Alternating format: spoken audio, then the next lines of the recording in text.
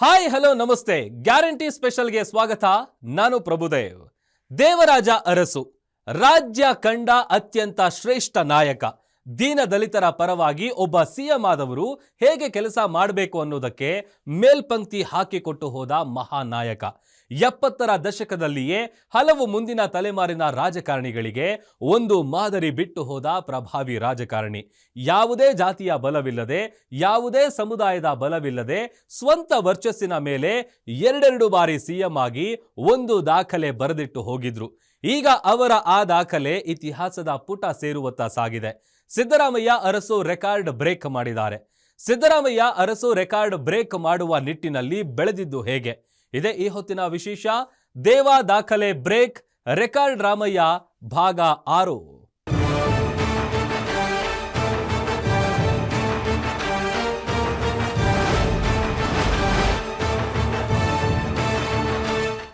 Siddaramaiah, record Ramaiah, ಲೆಕ್ಕ Ramaiah, with Ramaiah, ಎಷ್ಟೊಂದು ನೆಚ್ಚಿನ ಪರ್ಯಾಯ ಹೆಸರುಗಳು. ಅದಕ್ಕೆ ಕಾರಣ ಸಿದ್ದು ತಮ್ಮ ರಾಜಕಾರಣದ ಬದುಕಿನಲ್ಲಿ ಮಾಡಿದ ಸಾಧನೆಗಳು. ಸಾಧಾರಣ ಹಳ್ಳಿ ಹೈದ ವಿಜ್ಞಾನಿ ವಿದ್ಯಾರ್ಥಿಯೊಬ್ಬ ವಿತ್ ಸಚಿವನಾಗಿ ವಿಸ್ಮಯ ಮೂಡಿಸಿದ ಬಳಿಕ ರಾಜ್ಯ ರಾಜಕಾರಣದಲ್ಲಿ ಸಿದ್ದು ನಡೆದ ದಾರಿಯಲ್ಲೆಲ್ಲ ದಾಖಲೆಗಳ ಮೈಲುಗಲ್ಲು ಸೃಷ್ಟಿಯಾಗುತ್ತಾ ಹೋದವು. ಅತಿ ಹೆಚ್ಚು ಬಜೆಟ್ ಮಂಡಿಸಿದ ವಿತ್ ಸಚಿವ, 5 ವರ್ಷ ಆಡಳಿತಾವಧಿ ಪೂರೈಸಿದ 2ನೇ ಸಿಎಂ. ಹೀಗೆ ಕಾಲಿಟ್ಟಲ್ಲೆಲ್ಲ ಸಾಧನೆಗಳದ್ದೇ ಗುರುತು. ಈಗ ಮತ್ತೊಂದು ದಾಖಲೆಯನ್ನ ಮುರಿಯುವ ಮೂಲಕ ರಾಜ್ಯ ರಾಜಕಾರಣದಲ್ಲಿ ಹೊಸ ಚರಿತ್ರೆ ಬರೆದಿದ್ದಾರೆ ಸಿದ್ದು. ಸಿದ್ದು ದಾಖಲೆಗಳ ಸರದಾರನಾಗಿ ಬೆಳೆದಿದ್ದು ಹೇಗೆ? ಅರಸು ದಾಖಲೆ ಮುರಿದಿದ್ದು ಹೇಗೆ? ಇಲ್ಲಿದೆ ಕಂಪ್ಲೀಟ್ ರಿಪೋರ್ಟ್.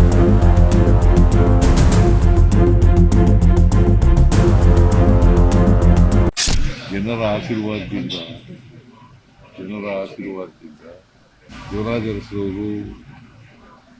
ಏನು ದೀರ್ಘಕಾಲ ಮುಖ್ಯಮಂತ್ರಿಯಾಗಿದ್ದರು, ಅದನ್ನು ಸರಿಗಟ್ಟತಕ್ಕಂಥ ಕೆಲಸ ಆಯಿತು. ಒಂದೇನಪ್ಪ ಸಂತೋಷ ಅಂತಂದರೆ, ದೇವರಾಜ ಅರಸನವರು ಮೈಸೂರು ಜಿಲ್ಲೆಯವರು, ನಾನು ಮೈಸೂರು ಜಿಲ್ಲೆಯವರು.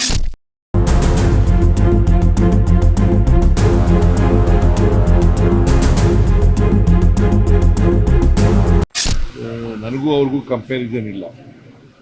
No comparison between me and Devaraja.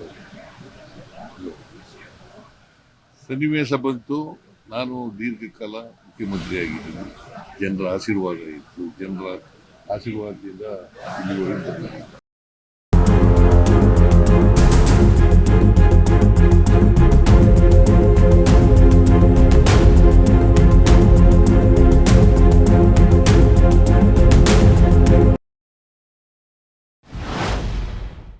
CM Siddaramaiah ರಾಜ್ಯ ಜನವರಿ 6ನೇ ತಾರೀಕಿಗೆ ಕಾಲಿಡ್ತಿದ್ದಂತೆ ಹೊಸ ದಾಖಲೆಯೊಂದನ್ನ ಸೃಷ್ಟಿ ಮಾಡಿದ್ದಾರೆ. 4 ದಶಕಗಳಿಂದ ಉಳಿದಿದ್ದ ಒಂದು ಐತಿಹಾಸಿಕ ದಾಖಲೆ ಈಗ ಇತಿಹಾಸದ ಪುಟ ಸೇರಿದೆ.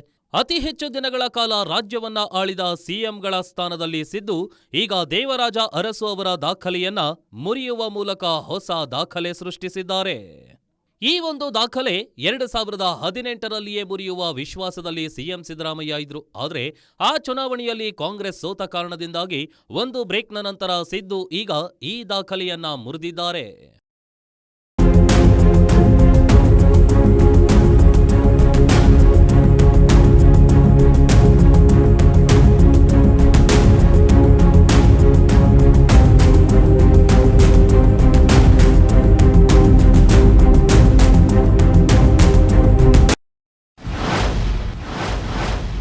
ರಾಜ್ಯ ರಾಜಕೀಯದಲ್ಲಿ ಹೊಸ ಚರಿತ್ರೆ ಸೃಷ್ಟಿಸಿದ ಸಿದ್ದು 4 ದಶಕಗಳ ದೇವರಾಜ ಅರಸು ದಾಖಲೆ ಬ್ರೇಕ್. ಎಸ್, ಸಿದ್ದರಾಮಯ್ಯ ರಾಜ್ಯ ರಾಜಕಾರಣದಲ್ಲಿ ಹೊಸ ಇತಿಹಾಸ ಸೃಷ್ಟಿಸಿದ್ದಾರೆ. ಮತ್ತೊಂದು ಹೊಸ ಮೈಲಿಗಲ್ಲು ನೆಟ್ಟಿದ್ದಾರೆ. 70ರ ದಶಕದಲ್ಲಿ ಅರಸು ಅವರು ಬರೆದಿಟ್ಟಿದ್ದ ಅತಿ ಹೆಚ್ಚು ಕಾಲ ರಾಜ್ಯವನ್ನಾಳಿದ ಸಿಎಂ ಎಂಬ ದಾಖಲೆಯನ್ನ ಸುಮಾರು 4 ದಶಕಗಳ ನಂತರ ಸಿದ್ದು ಮುರಿದಿದ್ದಾರೆ. ದೇವರಾಜ ಅರಸು 2 ಬಾರಿ ರಾಜ್ಯದ ಮುಖ್ಯಮಂತ್ರಿಯಾಗಿ ಆಯ್ಕೆಯಾದರು. ಮಾರ್ಚ್ 20, 1972ರಂದು ಮೊದಲ ಬಾರಿಗೆ ಸಿಎಂ ಆಗಿ ರಾಜ್ಯದ ಚುಕ್ಕಾಣಿ ಹಿಡಿದ್ರು. ಈ ಅವಧಿಯಲ್ಲಿ ಬರೋಬ್ಬರಿ 5 ವರ್ಷ 286 ದಿನಗಳ ಕಾಲ ರಾಜ್ಯದ ಸಿಎಂ ಆಗಿ ಆಳ್ವಿಕೆ ಮಾಡಿದ್ರು. ನಂತರ 1978ರ ಫೆಬ್ರವರಿ 28ಕ್ಕೆ ಮರಳಿ ಸಿಎಂ ಆಗಿ ಪ್ರಮಾಣ ವಚನ ಸ್ವೀಕರಿಸಿದ ದೇವರಾಜ ಅರಸು ಅವರು 1980ರ ಜನವರಿ 6ರವರೆಗೆ ಅಂದ್ರೆ 1 ವರ್ಷ 318 ದಿನಗಳ ಕಾಲ ರಾಜ್ಯದ ಸಿಎಂ ಆಗಿ ಉಳಿದಿದ್ರು. ದೇವರಾಜ ಅರಸು ಸಿಎಂ ಆಗಿ ಬರೋಬ್ಬರಿ 2792 ದಿನಗಳನ್ನ ಪೂರೈಸಿದ್ರು.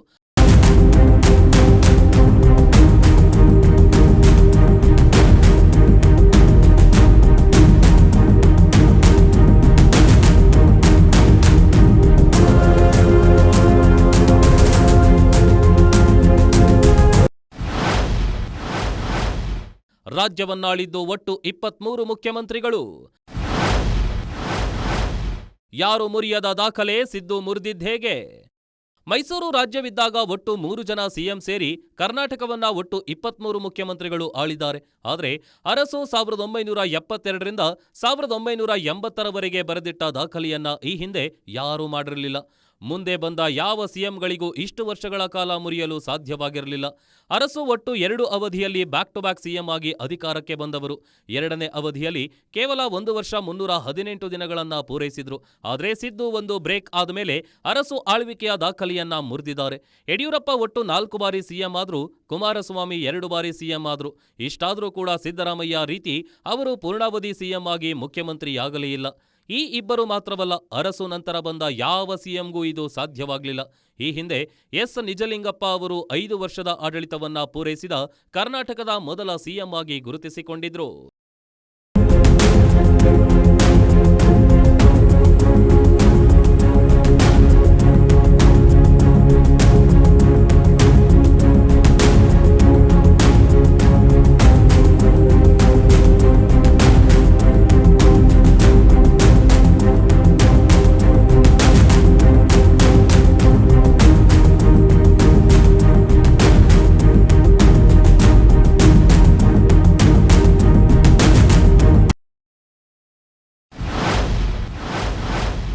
ಎಸ್ ನಿಜಲಿಂಗಪ್ಪ ದಾಖಲೆ ಮುರಿದಿದ್ದ ಅರಸು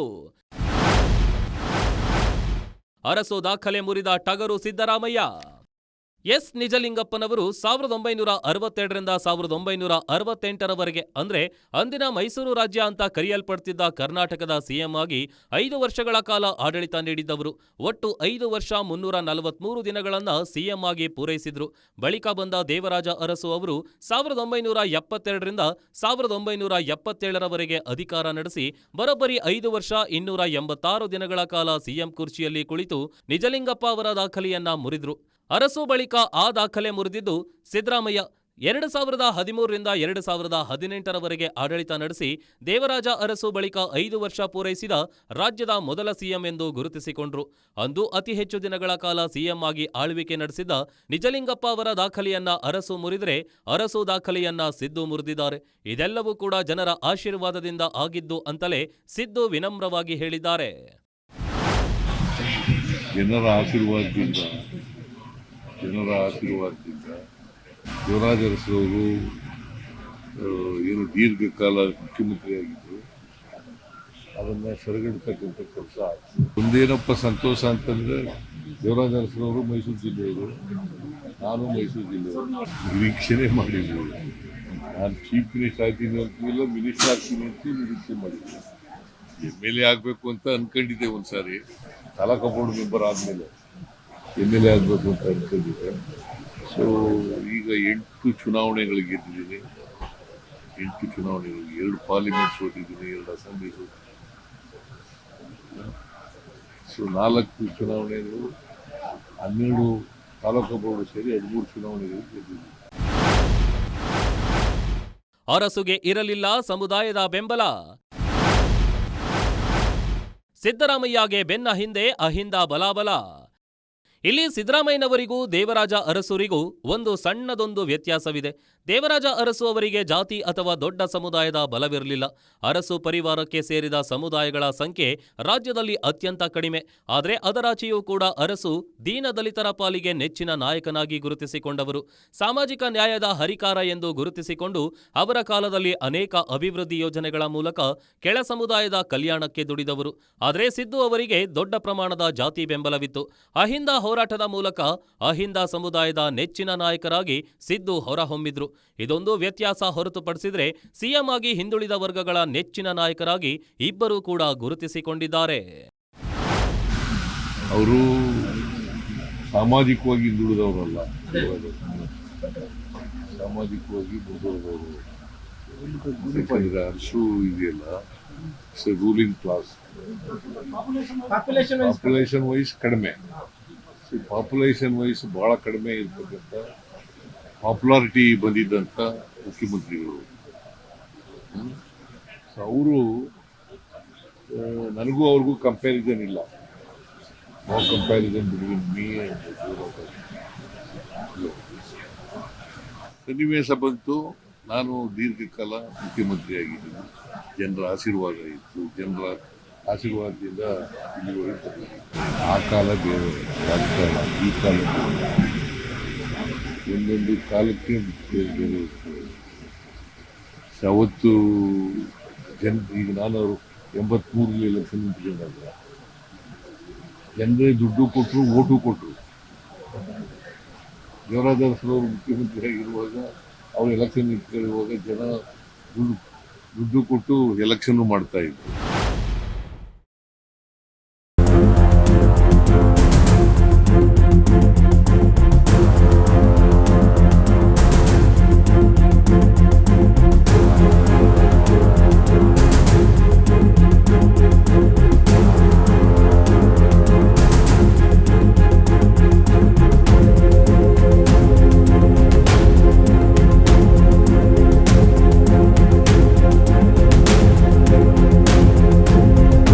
ದೇವರಾಜ ಅರಸು ಬಳಿಕ ರಾಜ್ಯದಲ್ಲಿ ಅನೇಕ ಮುಖ್ಯಮಂತ್ರಿಗಳು ಆಗಿ ಹೋಗಿದ್ದಾರೆ. ಆದರೆ ಸಿದ್ದರಾಮಯ್ಯನವರಿಗೆ ಮಾತ್ರ ಅರಸು ದಾಖಲೆಯನ್ನ ಮುರಿದಿದ್ದಾರೆ. ಸಿದ್ದರಾಮಯ್ಯ ಆಧುನಿಕ ದೇವರಾಜ ಅರಸು ಅಂತಲೇ ಕರೀತಾರೆ. ಈ ಎತ್ತರಕ್ಕೆ ಸಿದ್ದರಾಮಯ್ಯ ಬೆಳೆದು ಬಂದಿದ್ದು ಹೇಗೆ? ಸಿದ್ದರಾಮನ ಹುಂಡಿ ಎಂಬ ಹಳ್ಳಿಯಿಂದ ಬಂದ ಹುಡುಗ ಇಂತಹದ್ದೊಂದು ಮೈಲುಗಲ್ಲು ನೆಟ್ಟಿದ್ದು ಹೇಗೆ?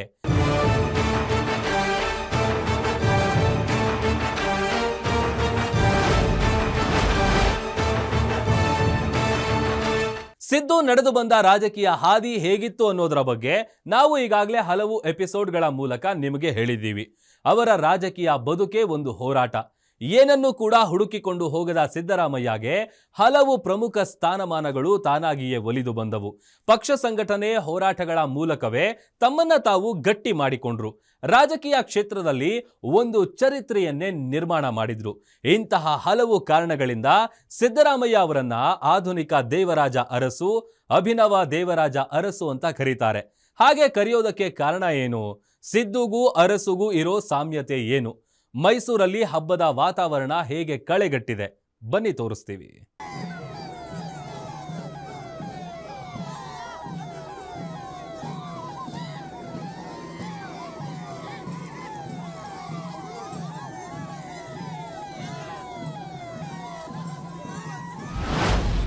ದಕ್ಷ ಪ್ರಾಮಾಣಿಕತೆ ಆಡಳಿತ ಕೊಟ್ಟಂಥ ನಮ್ಮ ನಾಯಕರಿಗೆ ಅತಿ ಹೆಚ್ಚಿನ ಸಂತೋಷ ಕೊಟ್ಟಿದೆ ಸರ್.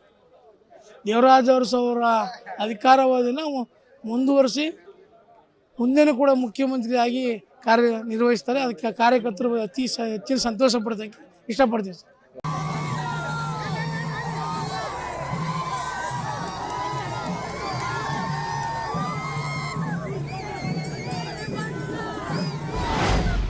ರಾಜ್ಯದ ಜನನೇ ಅವ್ರಿಗೆ ಬಹುಮತ ಇಡೀ ನಮ್ಮ ರಾಜಕೀಯ ಇತಿಹಾಸದಲ್ಲಿ ಸ್ಪಷ್ಟ ಬಹುಮತ ಕೊಟ್ಟಿದ್ದಂಥ ಯಾವ್ದಾದ್ರು ಇದ್ದರೆ ಸಿದ್ದರಾಮಯ್ಯನವ್ರಿಗೆ ಜನಗಳು ಕೊಟ್ಟಿದ್ದು. ಮೊದಲನೇ ಬಾರಿ 123 ಜನನ ಕೊಟ್ಟರು, ಎರಡನೇ ಬಾರಿ 136 ಜನನ ಕೊಟ್ಟರು. ಆಮೇಲೆ ಅವ್ರ ಆಡಳಿತ ವ್ಯವಸ್ಥೆ ಯಾವ ರೀತಿ ಅಂತ ಹೇಳಿದ್ರೆ ಜನಗಳಿಗೆ ಮನೆಗೆ ತಲುಪೋ ಅಂತ ಆಡಳಿತ ವ್ಯವಸ್ಥೆ ಮಾಡಿದ್ದಾರೆ ಹೊರತು ಅವರು ಎಲ್ಲೋ ಒಂದು ಯಾವುದೋ ಹೋಟ್ಲಲ್ಲಿ ಕುಂತ್ಕೊಂಡು ರಾಜಕಾರಣ ಮಾಡಿ ಯಾವುದೋ ಹೋಟ್ಲಲ್ಲಿ ಕುಂತ್ಕೊಂಡು ಅಧಿಕಾರ ನಡೆಸ್ತವ್ರಂತೆ ಅಲ್ಲ. ಹಂಗಾಗಿದ್ರೆ ಅವ್ರನ್ನ ಜನ ತಿರಸ್ಕಾರ ಮಾಡ್ತಾ ಇದ್ರು. ಅವ್ರನ್ನ ಈ ಮುಂದಿನ ಚುನಾವಣೆಗೂ ಕಂಟೆಸ್ಟ್ ಮಾಡಲಿ ಅಂತ ಜನ ಬಯಸ್ತಾ ಇದ್ದಾರೆ.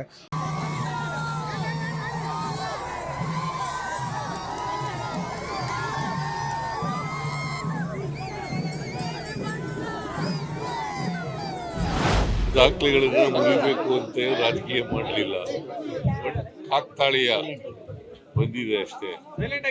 ಸೊ ದೇವರಾಜ ಅರಸರವರು ಎಷ್ಟು ವರ್ಷ ಮಾಡಿದ್ದಾರೆ, ಎಷ್ಟು ದಿನಗಳು ಮಾಡಿದ್ದಾರೆ ಅನ್ನೋದು ಗೊತ್ತಿರಲಿಲ್ಲ. ಇವತ್ತು ದೇವರಾಜ ಅರಸರವರ ಜನರ ಆಶೀರ್ವಾದದಿಂದ ಅದನ್ನ ಮುರಿತಕ್ಕಂಥ ಅವಕಾಶ ಸಿಕ್ಕಿದೆ ನನಗೆ. ಸಿದ್ದರಾಮಯ್ಯ ರಾಜಕೀಯಕ್ಕೆ ಬಂದಿದ್ದು ಸ್ವಇಚ್ಛೆಯಿಂದಲೇ. ಆದ್ರೆ ಅಬ್ಬಬ್ಬಾ ಅಂದ್ರೆ ಒಬ್ಬ ಶಾಸಕನಾದ್ರೆ ಸಾಕು ಅಂದುಕೊಂಡಿದ್ದವರು ಸಿದ್ದು. ಆದ್ರೆ ಅವರ ಶಕ್ತಿಯೇ ಬೇರೆ ಇತ್ತು, ಅವರು ಬೆಳೆಯುವ ಹಂತವೇ ಬೇರೆ ಇತ್ತು ಅನ್ಸುತ್ತೆ. ಹೀಗಾಗಿ ರಾಜಕೀಯದ ಒಂದೊಂದೇ ಪಟ್ಟುಗಳನ್ನ ಕಲಿತ ಸಿದ್ದು ಅಲ್ಲಿ ಜಗಜಟ್ಟಿಯಂತೆ ಗಟ್ಟಿಯಾಗಿ ನಿಂತರು. ಜನರ ಸೇವೆಯಿಂದ ಯಾವತ್ತೂ ವಿಮುಖರಾಗಬಾರದು ಅನ್ನೋ ದೃಢ ಸಂಕಲ್ಪದೊಂದಿಗೆ ಇಂದಿಗೂ ಕೂಡ ಚಟುವಟಿಕೆಯಿಂದ ರಾಜ್ಯ ರಾಜಕಾರಣದಲ್ಲಿದ್ದಾರೆ. ಮಂಗಳವಾರ ದೇವರಾಜು ಅರಸು ಅವರ ದಾಖಲೆ ಸರಿಗಟ್ಟಿದ್ದಾರೆ. ಬುಧವಾರ ಆ ರೆಕಾರ್ಡ್ ಬ್ರೇಕ್ ಆಗಲಿದೆ.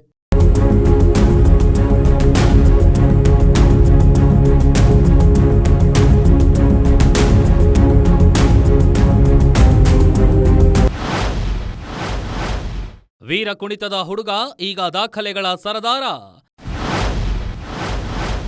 ಅರಸು ಹೆಸರಲ್ಲಿದ್ದ 2 ದಾಖಲೆ ಮುರಿದ ಸಿದ್ದು. ಎಸ್, ಸಿದ್ದರಾಮನ ಹುಂಡಿಯಲ್ಲಿ ಶಾಲೆಯನ್ನ ತೊರೆದು ವೀರ ಕುಣಿತ ಕಲಿಯುತ್ತಿದ್ದ ಬಾಲಕ ಸಿದ್ದರಾಮಯ್ಯ. ಅಂದು ವೀರ ಕುಣಿತ ಕಲಿಯುತ್ತಿದ್ದ ಹುಡುಗ ಇಂದು ರಾಜ್ಯ ರಾಜಕಾರಣದಲ್ಲಿ ದಾಖಲೆಗಳ ಸರದಾರ. ಭಾಗ್ಯಗಳ ಹರಿಕಾರ ಎಂಬ ಹೆಸರಲ್ಲಿ ಕರೆಸಿಕೊಳ್ತಿದ್ದಾರೆ. ಅರಸು ಹೆಸರಲ್ಲಿ ಇದ್ದ 2 ದಾಖಲೆಗಳನ್ನ ಸಿದ್ದು ಒಂದನ್ನ ಬ್ರೇಕ್ ಮಾಡಿದ್ರೆ ಮತ್ತೊಂದನ್ನ ಮಂಗಳವಾರ ಸರಿಗಟ್ಟಿದ್ದಾರೆ. ಬುಧವಾರ ಮುರಿಯಲಿದ್ದಾರೆ. ನಿಜಲಿಂಗಪ್ಪ ನಂತರ 5 ವರ್ಷ ಆಡಳಿತ ಪೂರ್ಣಗೊಳಿಸಿದ ದಾಖಲೆಯನ್ನ ಸಿದ್ದು 2018ರಲ್ಲಿಯೇ ಮುರಿದಿದ್ದಾರೆ. ಈಗ ಅವರ ಆಳ್ವಿಕೆಯ ದೀರ್ಘಾವಧಿ ದಿನಗಳನ್ನ ಸರಿಗಟ್ಟಿದ್ದಾರೆ. ಬುಧವಾರ ಅದು ಕೂಡ ಬ್ರೇಕ್ ಆಗಲಿದೆ.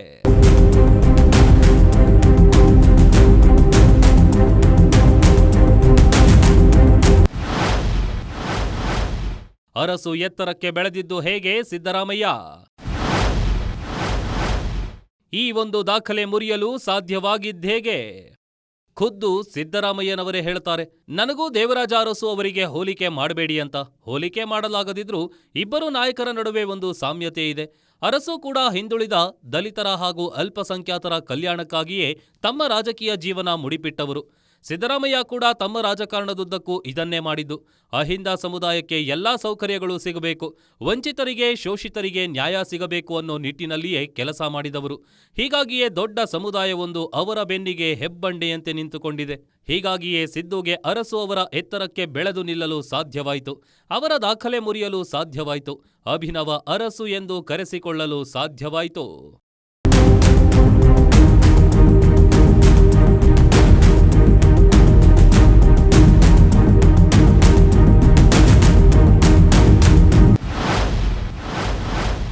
ಅರಸು ದಾಖಲೆ ಸರಿಗಟ್ಟಿದ್ದ ಸಿದ್ದರಾಮಯ್ಯ.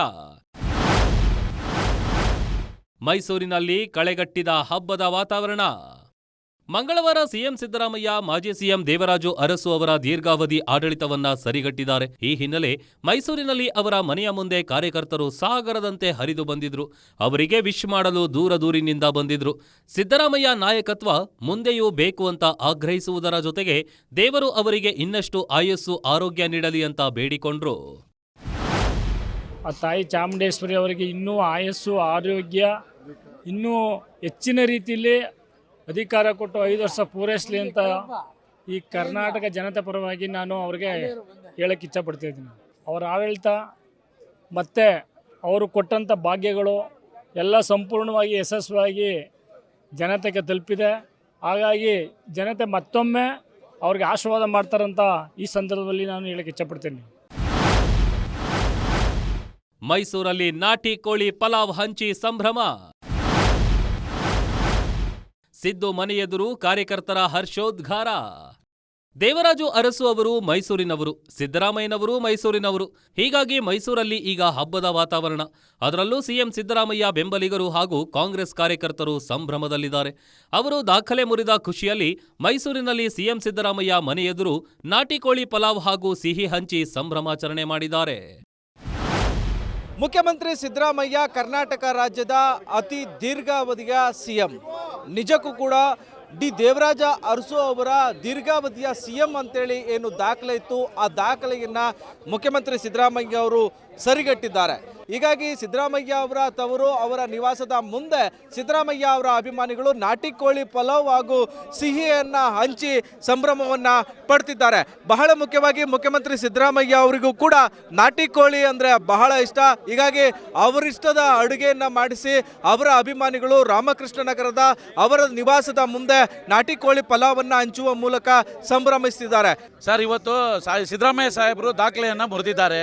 ಆ ದಾಖಲೆ ಪರವಾಗಿ ಅವ್ರಿಗೆ ಪ್ರಿಯವಾದಂಥ ನಾಟಿ ಕೋಳಿ ಫಲಾವನ್ನು ಇವತ್ತು ವಿತರಣೆ ಮಾಡ್ತಾರೆ. ಜೊತೆಗೆ ಪೂರ್ಣಾವಧಿ CM ಆಗಲಿ ಅಂತ ಸಿಹಿಯನ್ನು ಚಾಮುಂಡೇಶ್ವರಿ ತಾಯಿಗೆ ಆಶೀರ್ವದಿಸಿ ನಾವು ಇವತ್ತು ಕೇಳ್ಕೊತಾ ಇದ್ದೀವಿ. ಸರ್, ನಮಗೆ ಖುಷಿ ಅಂತೂ ಭಾಳ ಸಖತ್ತಿದೆ ಭಾಳ. ಏಕೆಂದರೆ ಇವತ್ತು ಸಿದ್ದರಾಮಯ್ಯ ಸಾಹೇಬರು ಸರಳ ವ್ಯಕ್ತಿ, ಮತ್ತು ಅವರು ಪೂರ್ಣಾವಧಿ ಇನ್ನೂ 2 ವರ್ಷ ಫುಲ್ ಪೂರ್ಣಾವಧಿ ಆಗಬೇಕು ಅಂತ ನಮ್ಮೆಲ್ಲ ಆಸೆ ಇದೆ.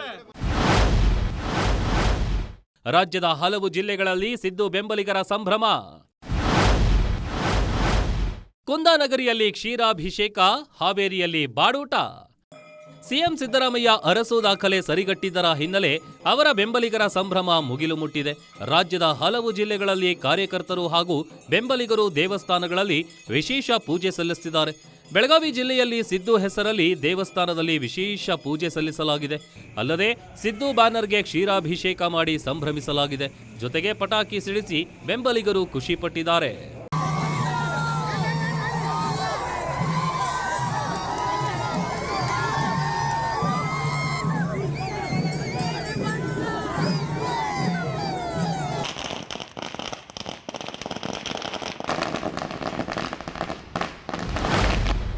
ಯಾವತ್ತೂ ಕೂಡ ಅವರು ತಂದೆ ಅನ್ನೋದು ಒಂದು ಖ್ಯಾತಿ ಬೆಳೆಸ್ಕೊಂಡು, ತಂದೆ ಅನ್ನೋದು ಒಂದು ದಟ್ಟ ಮೇಲೆ ಬಂದಿದ್ದು ಒಂದು ನಾಯಕರು ಅವರು ಅಂತ ನಾನು ಹೇಳಿಕೆ ಬಯಸ್ತಾ ಇದ್ದೀನಿ.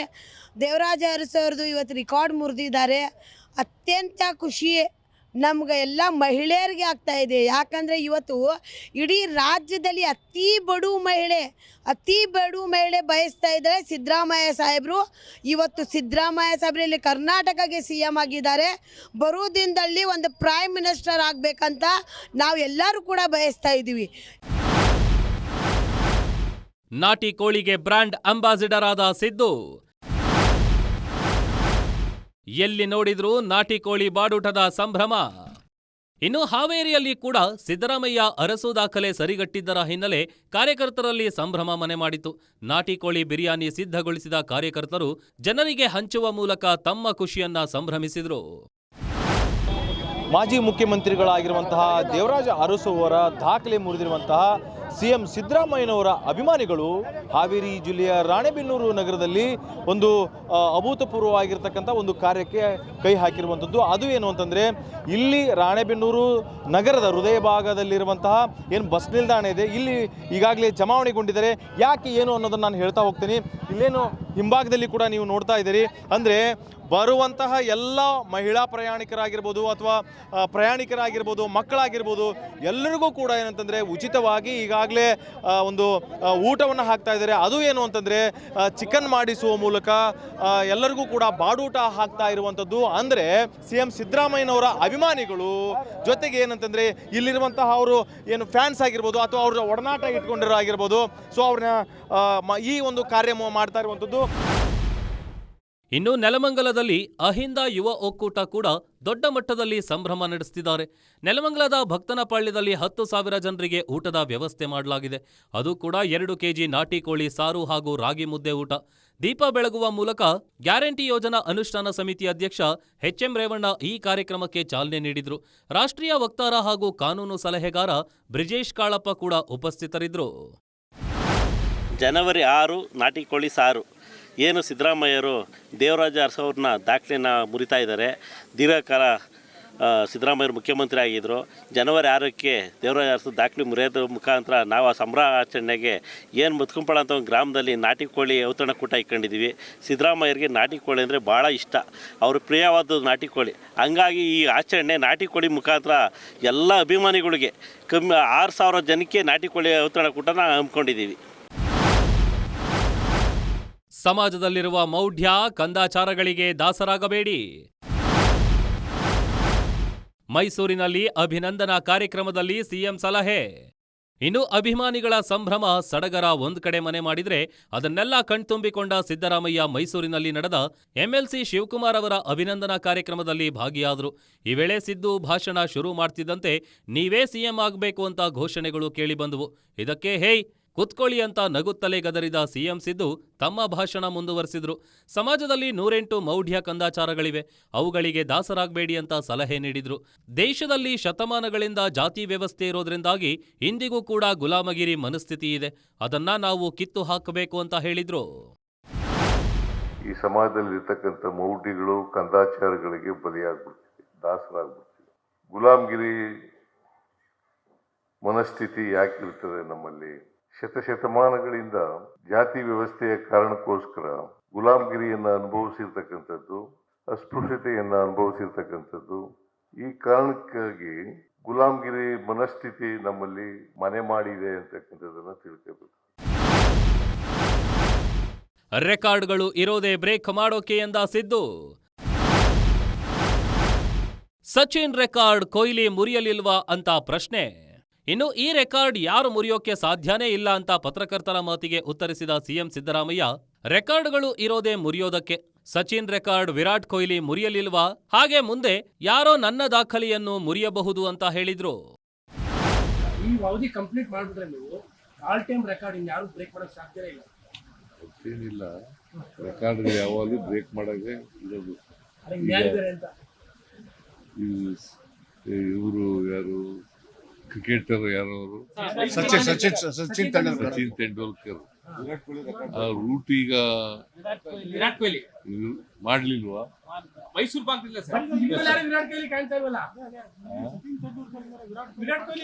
ಅದರಿಂದ ಯಾವುದು ಇನ್ನೊಬ್ರು ಬರದೇ ಇಲ್ಲ ಅಂತ ನಾನು ಹೇಳಕ್ ಹೋಗಲ್ಲ. ಬರಬಹುದು, ನಮ್ಮ ರೆಕಾರ್ಡನ್ನು ಬ್ರೇಕ್ ಮಾಡ್ತಕ್ಕಂಥವ್ರು ಬರಬಹುದು, ಅಥವಾ ನನಗಿಂತ ಜಾಸ್ತಿ ಬಜೆಟ್ ಮಂಡಿಸೋರು ಬರಬಹುದು.